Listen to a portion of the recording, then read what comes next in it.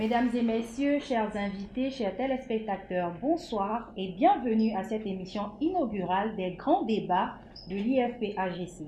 Émission au cours de laquelle nous aborderons une question essentielle, la question de savoir la place de l'Afrique dans la mondialisation au XXIe siècle.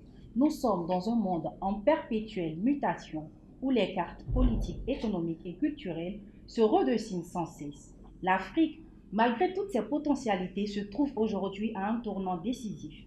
Ce soir, la question est fondamentale. L'Afrique est-elle actrice ou tout simplement spectatrice dans cette mondialisation? Pour enrichir ce débat, nous avons l'insigne honneur de recevoir sur ce plateau des leaders engagés. À ma droite, M. Hassan, qui est juriste, spécialiste des idées politiques, diplômé d'un MBA en leadership, management et gouvernance de la prestigieuse Université des sciences appliquées et finances de Genève. À ma gauche, nous avons M. Boisbré, qui est politiste de formation, spécialiste également des idées politiques et de sociologie de comportement électoral. Messieurs, merci d'être avec nous sur ce plateau.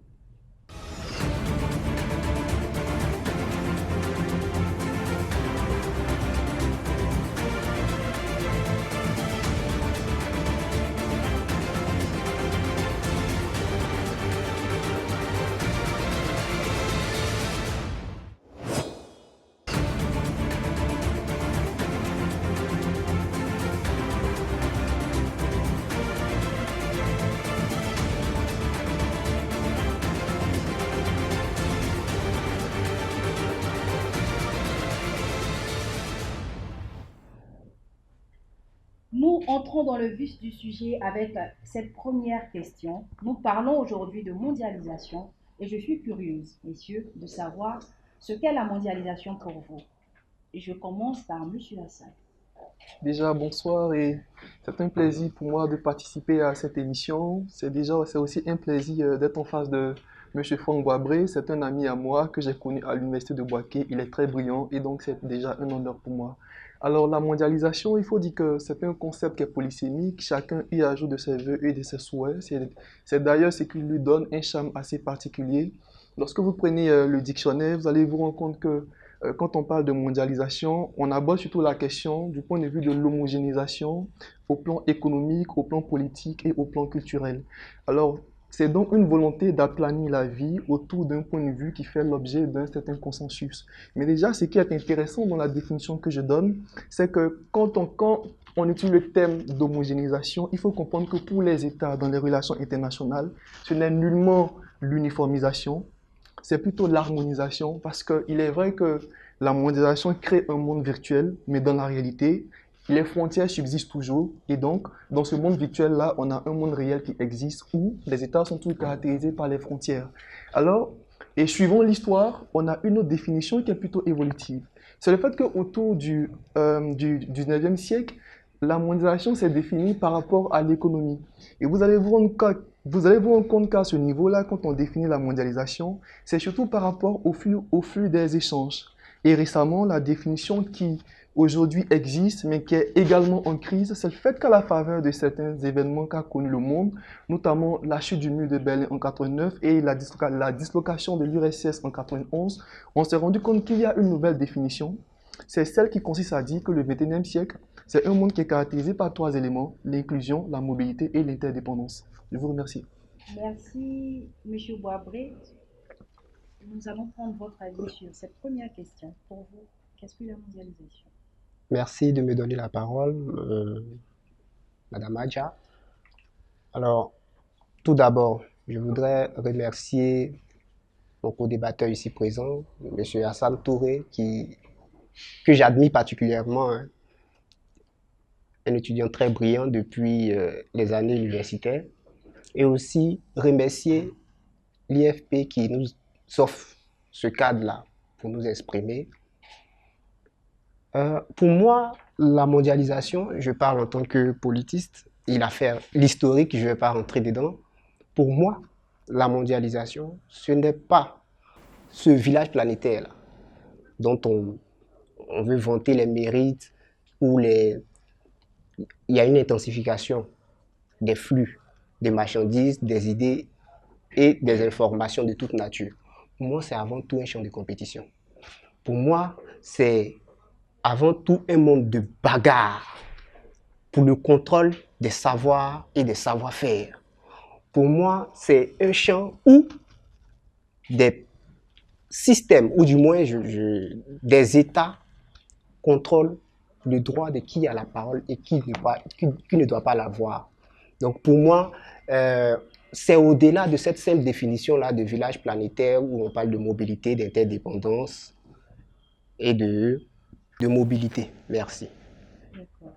Au vu de la définition que vous venez de donner, quel rôle joue, selon votre définition, quel rôle joue l'Afrique dans ce système? Madame, moi, ma position est que l'Afrique joue plutôt un rôle passif. L'Afrique est plutôt mondialisée plutôt que mondialiste. Je m'explique. Nous sommes dans un champ international, dans un système international, au départ qui était westphalien, où on nous dit que les États sont égaux. Le système westphalien s'est fait sans les États, je vais dire, c'est fait principalement en Europe, sans les autres continents. Et c'était pour régler la question des frontières, c'était pour régler la question des guerres permanentes en Europe, pour mettre les États sur un même pied d'égalité. Donc la principale raison de ce traité de Westphalie, c'était l'égalité entre les États. Mais on se rend compte que, notamment à partir du XXe et aussi du XXIe siècle, que nous ne sommes plus dans cette logique d'égalité-là. Pourquoi? Parce qu'il y a des États puissants. Vous prenez l'exemple, à l'ONU, il y a des gens qui ont le droit à la parole et d'autres non, qu'on traite d'observateurs.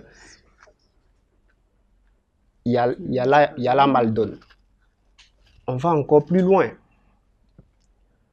En Afrique, surtout en Afrique. Je dis que l'Afrique subit la mondialisation parce que moi, j'ai eu à travailler sur la question du système éducatif. Et on se rend compte que les politiques publiques éducatives en Afrique, notamment en Afrique subsaharienne, sont largement influencées par les bailleurs de fonds internationaux. C'est-à-dire que c'est eux qui dictent comment est-ce que nous devons penser notre politique publique. Je fais un petit historique. Dans les années 60 jusqu'à 80, avant d'avoir la crise économique, c'est nous-mêmes qui élaborons nos politiques publiques. On tombe dans la crise économique avec l'avènement des PAS, programmes d'ajustement structurel. Ils viennent, ils nous disent, voilà comment vous devez faire, voilà comment. Ils nous dictaient pratiquement. Dans les années 2000, ils se rendent compte que c'est un échec total. Tout ce qu'ils nous ont demandé de faire, rien n'a marché. Et donc, ils nous disent, bon, ok, cette fois-ci, c'est vous-même qui allez penser. Ce qu'on appelle en anglais ownership. C'est vous-même qui pensez vos politiques, nous on vous envoie l'argent et vous développez. Mais à la réalité, il y a ce qu'ils appellent les bonnes pratiques. Vous faites votre document et c'est eux qui disent que ce document-là c'est bon ou bien c'est pas bon. Et vous êtes obligé de vous plier à un certain nombre de règles, à un certain nombre de critères pour que votre document soit validé. Parce que c'est eux qui donnent l'argent pour pouvoir soutenir vos politiques publiques. D'accord, merci M. Boisbré. Toute votre intervention se résume au fait que l'Afrique subit la mondialisation et elle n'est pas actrice.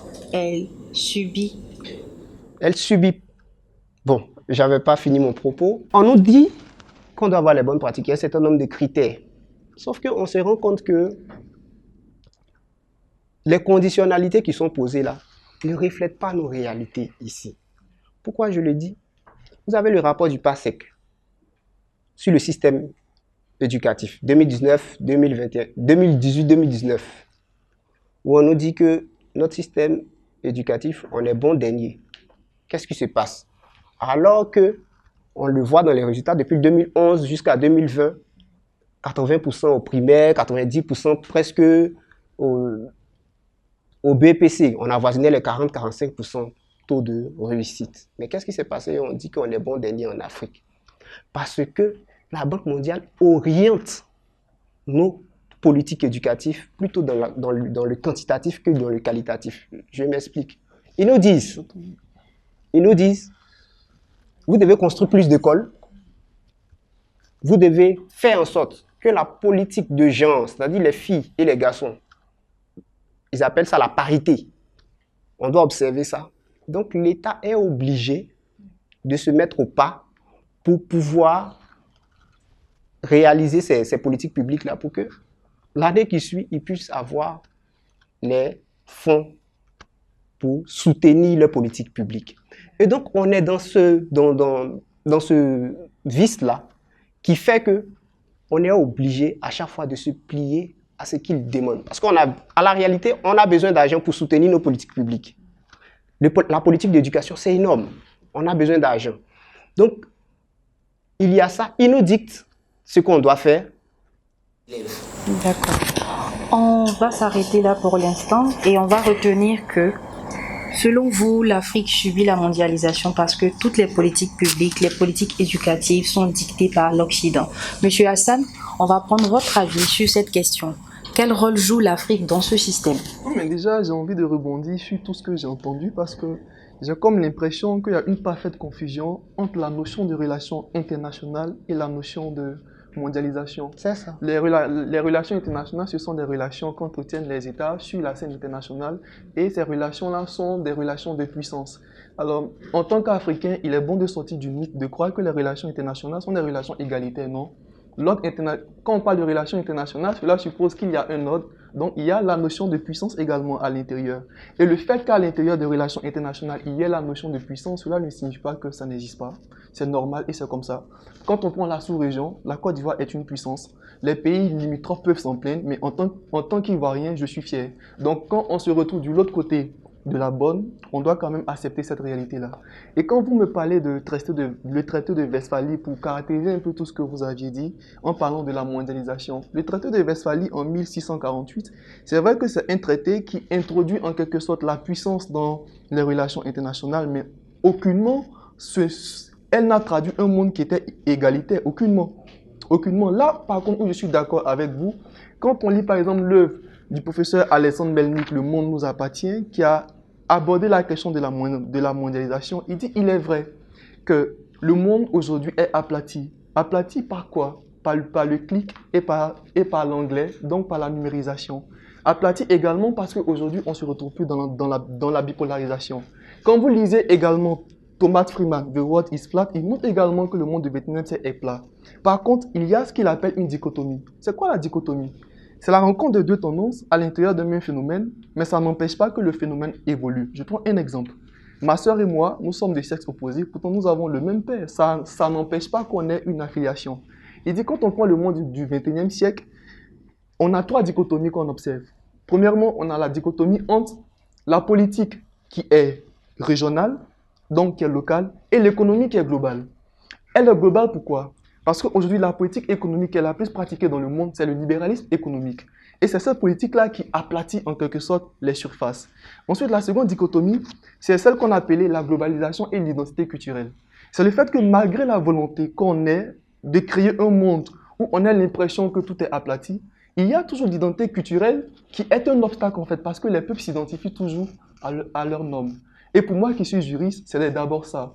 La loi est le reflet de l'espace et c'est comme ça. La troisième dichotomie, c'est ce qu'on a appelé la vérité et la post-vérité. À la faveur des facteurs qui ont aplati le monde, et donc le numérique, aujourd'hui, on n'arrive plus à faire la différence entre ce qui est vrai et ce qui est faux. Pourquoi? Parce que le mensonge prend les couleurs de la vérité, parce qu'il est aussi transmis par les mêmes canaux. Et donc, est-ce qu'on peut se baser sur ça pour dire que l'Afrique n'a pas un rôle? C'est une question qu'on peut répondre chacun de son niveau.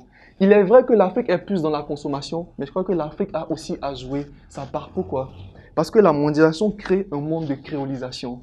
On a besoin de créer un système où toutes les cultures peuvent coexister et où toutes les cultures ont quelque chose en commun. Et cette chose, c'est l'humanité. Je vous remercie. Au vu de ces trois dichotomies que vous avez énumérées, pensez-vous que l'Afrique a les leviers nécessaires pour pouvoir être un acteur majeur dans cette mondialisation? Alors oui, je crois que l'Afrique a les leviers nécessaires, mais est-ce qu'elle peut? C'est une question qui est d'ailleurs pour moi cruciale. Pourquoi? Quand en 2021, j'ai eu la chance de faire partie des 600 jeunes retenus en Afrique et donc 15 en Côte d'Ivoire pour participer à un programme d'excellence de leadership. Et j'ai fait la connaissance d'un professeur qui a développé une théorie pour moi qui est tout à fait extraordinaire. En observant les pays qui ont les pays développés, il estime que ces pays-là ont quelque chose en commun qu'il a appelé les 5 E. Et je crois qu'en Afrique aujourd'hui, c'est d'ailleurs ce qui nous manque lorsqu'on observe également le populisme en Afrique, mais également la montée croissante des régimes militarisés. Il dit, la première chose que ces pays ont en commun, c'est l'estime. Il dit, si vous devez choisir un leader, choisissez un leader qui a de l'estime pour lui, pour son pays et pour son peuple. Pourquoi? Parce que si vous choisissez un leader qui n'a pas de l'estime pour lui, vous ferez face à quelqu'un qui a une véritable insécurité. Et si vous choisissez un leader qui n'a pas de l'estime pour son peuple, vous choisirez un leader qui prendra des décisions sans mesurer ce que le peuple peut ressentir. Le deuxième élément qu'il évoque, c'est l'éducation. Il dit, dans les pays développés, il y a une chose qu'on observe également, c'est le fait que l'eau, l'électricité, l'Internet sont une question élémentaire. Ça ne se pose même pas. Aujourd'hui, en Afrique, c'est une question qui se pose. Quand vous prenez la question de l'entrepreneuriat, et sur cette question-là, j'ai beaucoup à dire. Pourquoi? Parce que j'ai comme l'impression que en Afrique, on a fait un choix, on a copié un modèle sans savoir ce que ce modèle implique. On a adopté une politique qui est le libéralisme économique. Mais jusqu'à ce jour, je me pose la question de savoir est-ce que nos politiques ont compris réellement l'implication du libéralisme économique. Quand je fais cette lecture, je mets en parallèle en même temps le système éducatif. Pourquoi? Parce qu'en faisant le choix du libéralisme économique, que ce soit l'État libéral ou l'État-providence, l'État a accepté de ne pas intervenir dans l'activité économique. Et donc, par conséquent, l'État a accepté de créer les conditions pour que la richesse ne soit pas dépendante de l'extérieur. C'est ça la conséquence.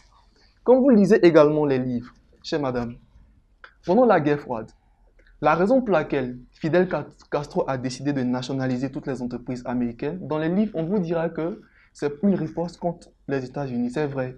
Mais il y a une autre lecture qu'il faut faire. Fidel Castro était issu de la noblesse. Il connaît très bien les perversités du libéralisme économique. Il savait très bien que le libéralisme économique est la voie par laquelle on peut s'ingérer dans votre politique. Donc, si vous avez un PIB qui est fortement tourné vers l'extérieur, il y a de fortes chances qu'à l'interne, vous fassiez qu'il y ait des crises internes. Et donc, le troisième point, c'est, disons, le PIB. Il faut s'arranger pour que l'économie ne soit pas dépendante de l'extérieur. Et donc, si l'Afrique arrive à regrouper ces 5 éléments qu'on appelle la théorie des 5 E, c'est sûr que l'Afrique pourra prospérer. Et d'ailleurs, quand vous lisez l'œuvre de Alexis de Tocqueville de la démocratie en Amérique, il montre très bien que ce qui a fait la grandeur des États-Unis dans le passé, c'était le fait que, premièrement, elle avait des ressources disponibles, un espace, mais également, elle avait une population qui était suffisamment formée. Elle avait les ressources. En Afrique, nous avons les ressources. L'immigration utile, chère madame, c'est toujours fait dans le sens inverse. Parce que l'Afrique avait les ressources. Les Blancs, l'immigration utile, c'est ce que j'appelle, c'est le fait que les Occidentaux se sont toujours intéressés aux Africains. C'est ça que j'appelle l'immigration utile. Parce que quand ils sont venus ici, ils ont construit quelque chose à partir de nos ressources. Mais pourquoi nous, ça ne nous est pas utile? C'est vraiment une question. D'accord. Alors, l'Afrique a certainement ces ressources-là et selon vous, le libéralisme économique est un frein pour l'Afrique? Non, ce n'est pas ce que j'ai dit.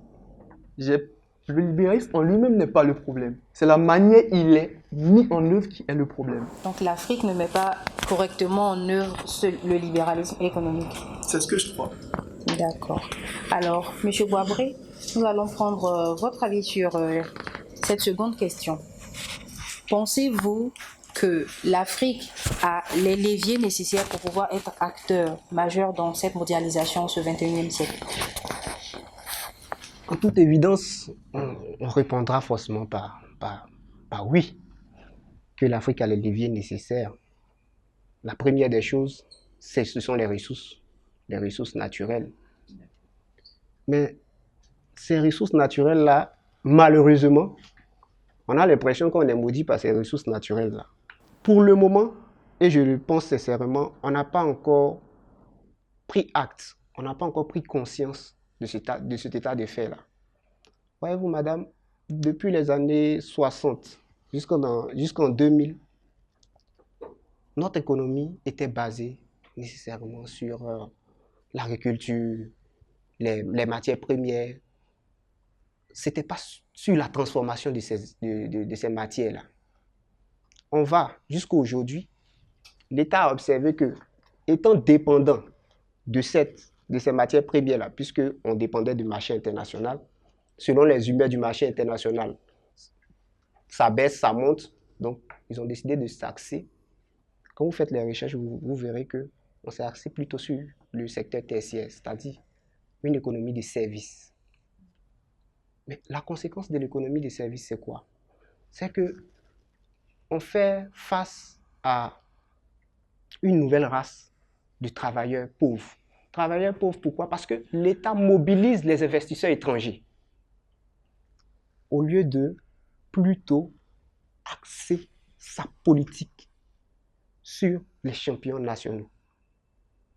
Quand je dis les champions nationaux, ce sont les entrepreneurs ici, ce sont les entreprises ici. Les investisseurs étrangers, quand ils viennent, puisque l'État veut favoriser leur arrivée massivement pour pouvoir faire face aux nombreux taux de chômage, l'État est peu regardeur des contraintes sur le droit du travail, est peu regardeur des contraintes sur les normes de sécurité environnementale, tout ça. Ce qui fait qu'on a affaire. La conséquence, c'est que ces jeunes-là, qui sont la ressource, le capital humain, ils font le difficile choix d'opter pour un travail qui ne correspond pas à leur diplôme, à leur réalité. Pourquoi? Parce que s'ils ne font pas ce travail, qu'est-ce qu'ils feront? Donc, ils sont dans ce micmac-là. Et on a aussi, par-dessus tout, le fait que l'État lui-même, ils ne se rendent pas compte qu'on est dans un monde de compétition où il y a ce que le professeur Francis Akindes a appelé la géopolitique du capital humain. La géopolitique du capital humain, c'est ce monde-là où, en fait, il est inconscient parce qu'il y a une lutte entre les savoirs et les savoir-faire. Vous voyez, aujourd'hui, beaucoup d'intellectuels, beaucoup de crânes vont à l'extérieur pour aller poursuivre les études et ils ne reviennent plus. Il y a une fuite de cerveau. Donc pour moi, le premier levier pour que l'Afrique, je ne dis pas que l'Afrique n'a pas les moyens de se prendre en charge, mais actuellement, l'Afrique souffre d'un manque de capital humain, de ressources humaines de qualité pour pouvoir se booster. Voilà ce que j'avais à dire. D'accord. Alors, la jeunesse africaine qui représente la majorité du capital humain en Afrique est dans ce cas-là un défi dans ce contexte globalisé. Oui, bien sûr que c'est un défi. Est-ce que c'est un atout, c'est un défi? Bien sûr que c'est un défi, je viens de le dire tout à l'heure. C'est censé être un atout. Vous voyez, 60% des jeunes en Afrique subsaharienne, et 60% de la population en Afrique subsaharienne est jeune. Normalement, ça devait être un atout quand on regarde vers la Chine. Ça devait être un atout. Malheureusement, c'est un goulot d'étranglement pour l'État. Parce que l'État fait le choix du court terme en cherchant du travail pour ces jeunes-là. Au lieu de vraiment...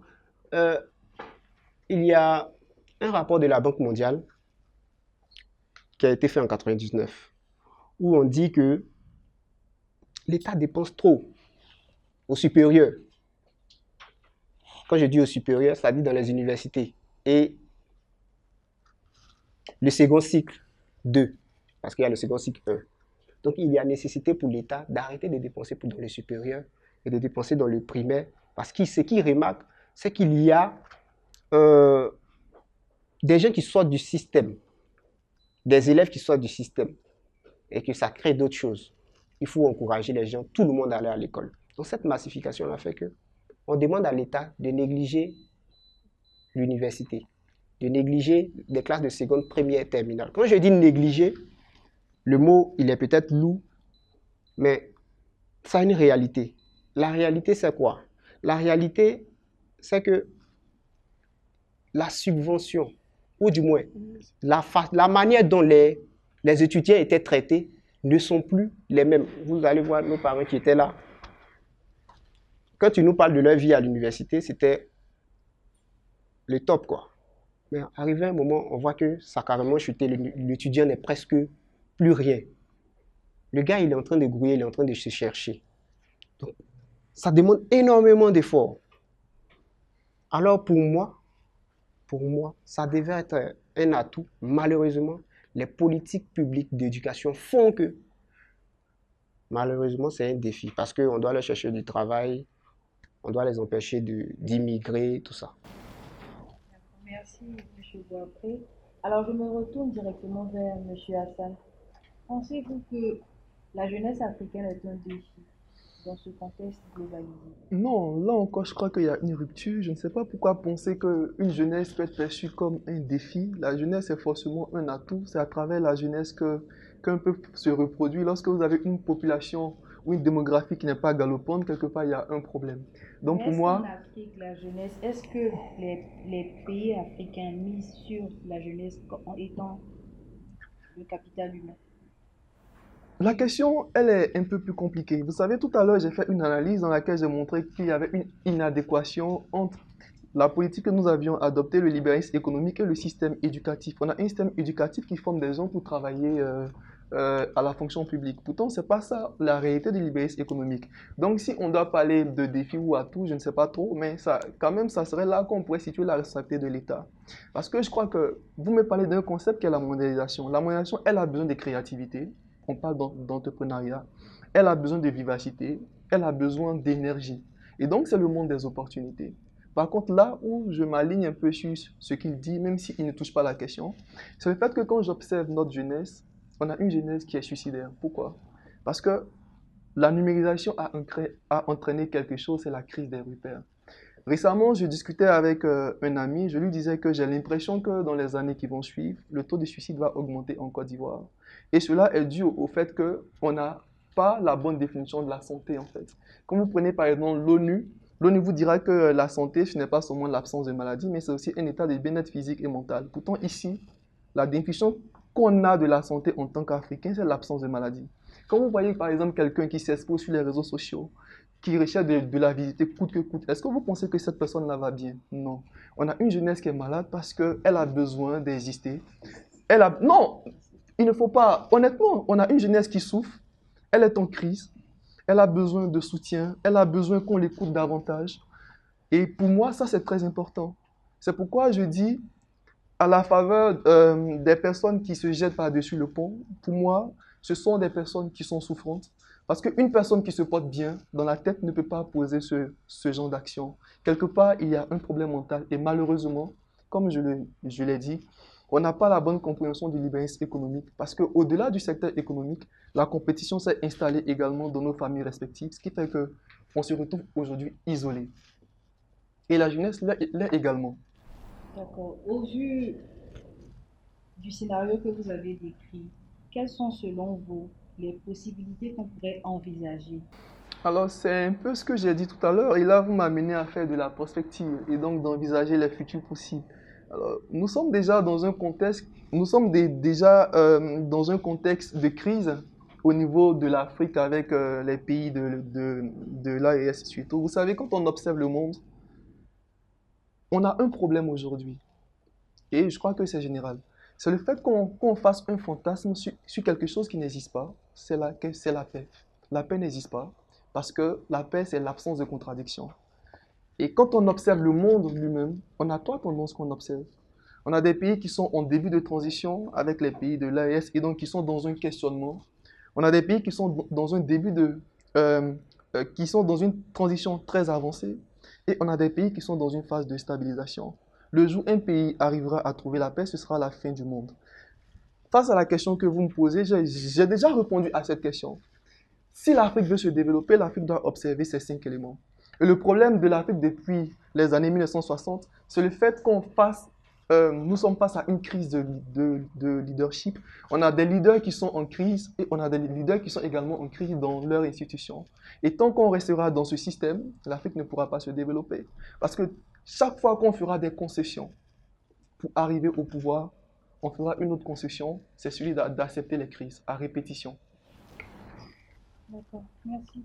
Monsieur Boabré. Alors, là encore, on va faire de la prospective. quels sont selon vous les scénarios qu'on pourrait envisager pour que les États africains puissent miser plus sur le capital humain, je dirais, sur la jeunesse, afin que on puisse les utiliser pour pouvoir avoir une Afrique meilleure? Merci. Je vais rebondir sur ce que M. Hassan a dit. Il a parlé de leader en crise. Il Monsieur a parlé Touré. de Monsieur Touré. M. Touré. Monsieur, c'est Touré. On peut pas dire Monsieur Hassan. Autant pour moi, M. Touré. Ce que M. Touré a dit sur les leaders en crise, sur une jeunesse malade. Les leaders, ils ne sont pas en crise. Je pense que avec la question de l'AES, c'est beaucoup plus complexe que cela. Les leaders ne sont pas en crise dans la mesure où il y a une action qui a été posée et ils ne font que réagir. C'est la même chose avec les jeunes dont vous dites qu'ils sont malades. Enquête. Leader en crise, ce n'était pas forcément par rapport à l'AES, c'est le parallélisme que vous faites, ce n'est pas mon idée à moi. Merci de laisser poursuivre son intervention, s'il vous plaît. Il a le droit de m'interrompre. D'accord. Vous avez tantôt parlé de l'AES quand vous étiez en train de parler. Non, c'était juste pour dire que ce sont des pays qui sont en début de transition et donc de questionnement, de quête spirituelle, identitaire, tout ce qu'on veut. Monsieur Boabou, on va prendre votre avis sur la question. Monsieur Hassan, merci de laisser poursuivre, s'il vous plaît. Okay. Allez-y. Mais qu'il écoute au moins pour ne pas déformer mes idées. D'accord. Je pense que ça devient un peu passionné. Donc, on va laisser cette question de rebondissement. Je vais répondre à votre question. Plus sérieusement. Vous avez demandé les scénarios possibles, envisageables, pour pouvoir faire de l'Afrique un acteur majeur de la mondialisation. Il avait dit tantôt qu'à la base du système westphalien, ce n'était pas l'égalité. Je le dis et je le répète, c'était la question égalitaire qui intéressait les nations européennes. Sauf qu'elles ont été pensées par eux. Et après la Deuxième Guerre mondiale, avec la Déclaration universelle des droits de l'homme, tout ça, on est rentré dans un système mondial où d'autres États sont venus dans ce système-là. Quand on évolue, on se rend compte qu'il y a un discours qui tend à infantiliser d'autres États. Je prends un cas très récent. Le cas très récent, c'est lors de la Covid. Le secrétaire général de l'ONU dit « l'Afrique doit se préparer au pire ». Il y a des discours d'infantilisation. Le G8 se réunit, on dit on va envoyer des vaccins à l'Afrique. On ne nous regarde pas comme des gens qui peuvent réfléchir. On ne nous regarde pas comme des gens qui peuvent penser, qui savent penser. Donc pour nous, et je le répète, pour nous, il y a moyen que nous axons sur la question de l'éducation, la question de la formation de la ressource humaine, et une ressource humaine de qualité. Il n'y a que comme ça que nous pourrons faire face à ces personnes-là. Vous prenez les questions de Campus France. Vous êtes en master ici, vous arrivez là-bas, on vous dit, venez faire L1 ou bien L2. Qu'est-ce que ça signifie? Vous avez un système éducatif très mauvais. Donc, il y a moyen pour nous de repenser notre système.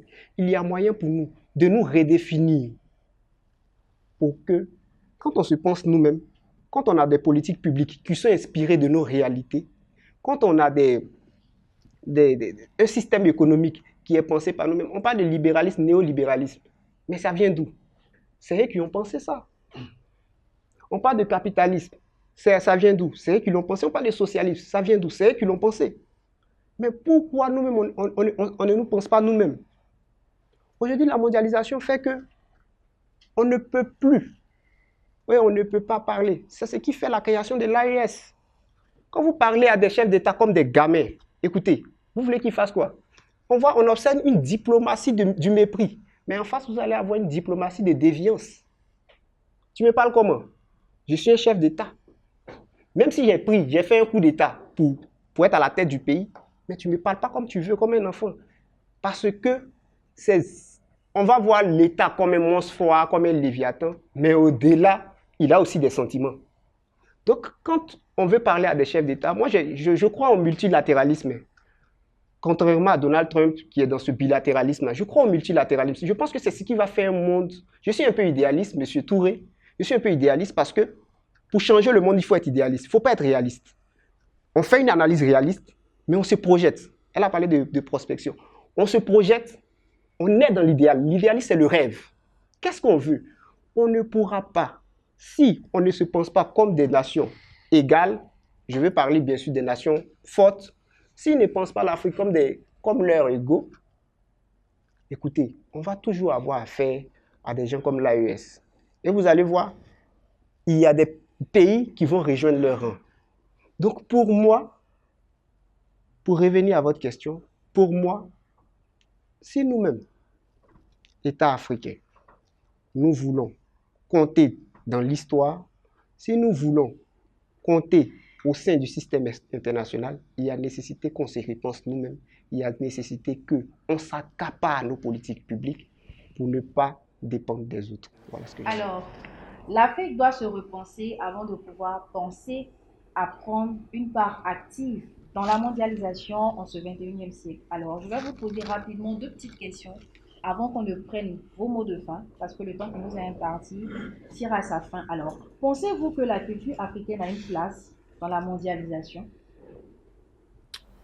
Déjà, il faut comprendre ce que c'est que la mondialisation. Il faut analyser le concept en fait.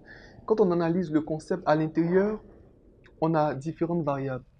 Premièrement, la première variable qui ressort, c'est le fait que quand on parle de mondialisation, il y a la culture occidentale à l'intérieur. La deuxième des choses, ce sont des faits qui ne sont pas forcément directement liés à l'Afrique.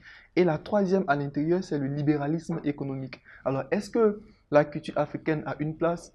Je ne pense pas forcément parce que quand je regarde le concept, j'ai l'impression que c'est un concept qui est conquérant. Et si c'est un concept qui est conquérant, pour que la culture africaine puisse se créoliser à ce concept-là, ça sera vraiment difficile. C'est-à-dire que l'Afrique doit oublier tout ce qui est tradition, tout ce qui est ancestral. Non, je L'Afrique doit être non, je ne dis pas que l'Afrique dans ce doit concept. renoncer. Vous m'aviez demandé est-ce que la culture africaine a une place à l'intérieur de ce concept qui est un soft power? Je dis c'est compliqué. Parce que ceux qui portent la culture ne vont jamais accepter de s'identifier à des valeurs qui ne sont pas les siennes. C'est tout ce que je dis, madame. D'accord, merci M. Hassan. M. Boabré, pensez-vous que la culture africaine a une place dans la mondialisation? Moi, je pense qu'avant tout ça, c'est vachement une question philosophique, hein, parce que c'est une question de... Est-ce qu'on est acculturé? Est-ce qu'on est aliéné? C'est-à-dire que, est-ce que nous-mêmes, on se respecte nous-mêmes en tant qu'être, en tant que société africaine? Il y a René Dumont, en 62, qui écrit « L'Afrique noire est mal partie ». L'Afrique noire est mal partie. Il s'inspire de Cheikh Anta Diop, qui a écrit l'Afrique précoloniale avant, où il explique comment on était organisé dans nos sociétés. Je ne demande pas qu'on aille dans cette organisation-là, non. Mais il explique que nous étions super organisés. Nous avions nos modes de fonctionnement. Nous avons nos manières de penser, nos manières de nous exprimer. Moi, je suis heureux quand je vais au Nord, je vois que les gens sont un peu, ils sont ancrés quand même dans leur culture par rapport à nous, à l'Ouest, où carrément on n'a même pas de fête chaque année.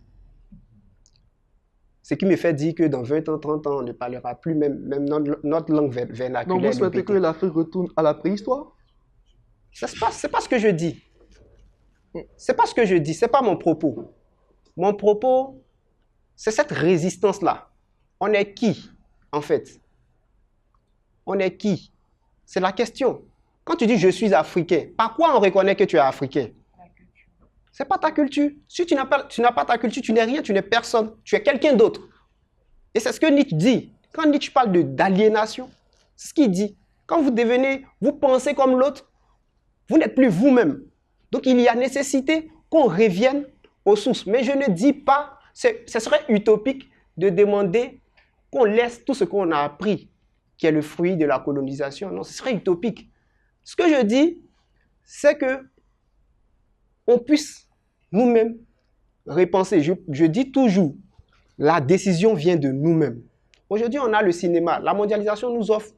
On peut critiquer la mondialisation. Moi-même, je critique fortement la mondialisation. Mais la mondialisation nous offre aussi des opportunités. Quelles sont ces opportunités? on a le monde de l'information. On a le cinéma, on a...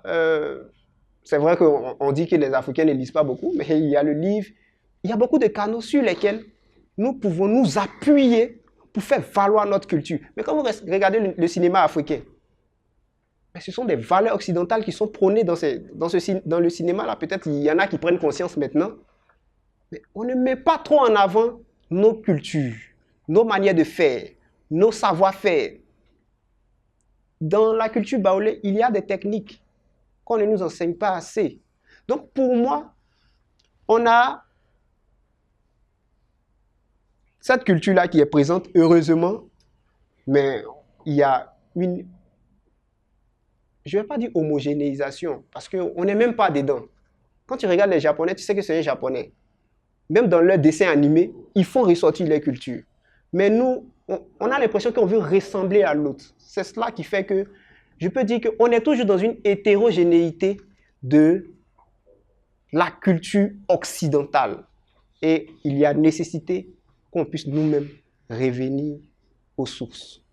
Les Africains doivent revenir aux sources, ils doivent s'approprier leur culture, ils doivent s'identifier à leur culture afin qu'on puisse les reconnaître et afin qu'ils puissent être actifs, ou je dirais actifs, dans cette mondialisation. Alors nous allons aborder rapidement la question du panafricanisme qui touche l'Afrique en ce moment.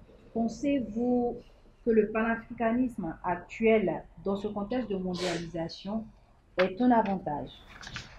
Alors, ce que je crois, vous savez, une âme peut être un objet de décoration. C'est l'utilisation qu'on en fait qui porte préjudice, en fait. Donc, la mondialisation, le panafricanisme en soi n'a rien de mauvais, puisque c'est un concept qui a pour but de rappeler les Africains d'un minimum qu'ils ont en commun, qui est leur identité. Donc, lorsqu'il est inclusif, ça ne pose aucun problème. Par contre, lorsqu'il est de rejet, là, ça pose un problème parce que la mondialisation est un concept inclusif. Voilà. Merci, M. Hassan, M. Boabré. Avant votre mot de fin, que pensez-vous du vent panafricaniste qui touche l'Afrique à l'ère de cette mondialisation? Je l'avais dit tantôt, hein. Je pense que c'est la conséquence de la mondialisation, du système international, de comment nos États africains sont traités. Je pense que c'est la conséquence. Il y a Bertrand Badi, que vous connaissez bien, M. Touré, qui a écrit Le temps des humiliés, où il fait une analyse. Il dit en fait, la montée en puissance du populisme qu'on observe, la montée en puissance des chefs d'État autoritaires ou des coups d'État qu'on observe ça et là, c'est dû à une diplomatie de mépris de la part des grandes puissances. Ces grandes puissances-là. Regardez aujourd'hui le comportement de Donald Trump. Non, mais en fait, moi, je peux dire ça en fait, parce que les relations internationales sont des relations de puissance, en fait. Ce ne sont pas des relations égalitaires. Oh, justement, monsieur. Est-ce que vous pensez que la Côte d'Ivoire est l'égale des États-Unis au plan géopolitique? Oh, justement. Non. Les Africains doivent essayer d'accepter ça. Les relations internationales sont des relations de puissance. Tant que vous n'acceptez pas, vous ferez toujours une analyse qui est illusoire chez monsieur. Oh, justement. Merci de m'interrompre. Justement, je pense que je suis mieux placé pour savoir que... Parce que vous êtes politiste? Je suis mieux placé pour savoir qu'il y a... Quand on fait une analyse, il y a ce qu'on appelle le réalisme. L'approche réaliste nous dit quoi? Qu'on est dans une approche de puissance. Weberien et Hobbésien. On est d'accord?